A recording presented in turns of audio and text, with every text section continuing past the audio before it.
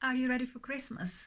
I've got to admit, I started with my festive lessons quite a long time ago and I have been inspired. They switched on the Christmas lights over here in the town of Chesterfield in the middle of November. I know, that's how we do things here in England. But anyway, so far with my students, we've done some festive reading, festive writing, we've done visualizations, we've even done some mindful breathing. Um, if you have missed my video star meditation and how you can use it with your students, and of course if you, especially if you want to find out how you can implement some mindful breathing with your students, please check it out. So yes, I've got lots and lots of ideas. I'm brimming with ideas. So today I've got something else for you. You may know that I create bespoke visualizations to teach English. My students love them because they find them relaxing, inspiring, and at the same time they enable them to focus and really remember the new vocabulary. And they even transport them into a different world. Some students say, teacher, I never leave the classroom, or when I go home I just do my homework. So with your visualizations I travel around the world. Isn't that fantastic? I've got two festive visualizations. One which is for younger students, and it is called At Santa's Workshop, and this year I've got an idea how we can use it with my older students as well.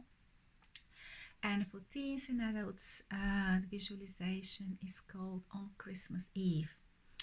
And I teach online, one-on-one, and I have to say that I've been teaching most of my students for a few years, so they've already done these visualizations, but this year I'm going to use them in a different way.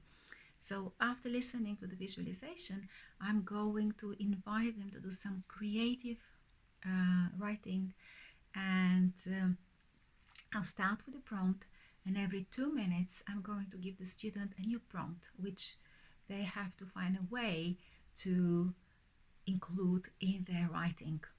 The topic will be Christmas, and they need to have a sensory description, a description that smells and sounds, and it is really evocative. So I've got two sets of prompts. For my young learners, I'm going to use the following prompts: Santa's Workshop, Naughty Elf, Snow Globe, Stockings by the Fireplace, Fell into the Sleigh, and Tossing Presents Up in the Air. And for my older students, I'm going to use the following prompts: Deck the Halls, Holly Twinkling on Top, Laden with helpings of cracking pork. Oh, I can smell that. Set the Christmas pudding alight, Frightfully Merry, and Wandering Eyes.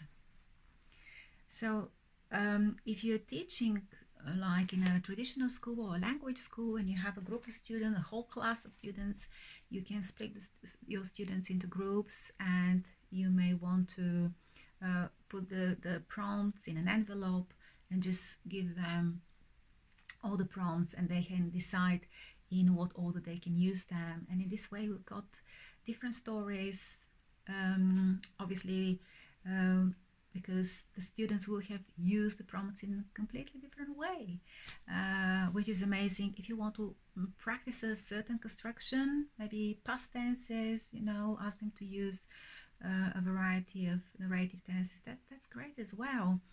And just encourage your students to really first breathe and then allow them to channel their creativity. So if you want to use my ideas, and I would love to hear from you, and how your students have accepted that challenge. Did they like it or not? Or maybe you would love to share some of your stories with me. I would love to hear from you. So don't forget that you will find these prompts shared in the description below, so that you can use them with your students. You're welcome. Meanwhile, see you soon. Bye.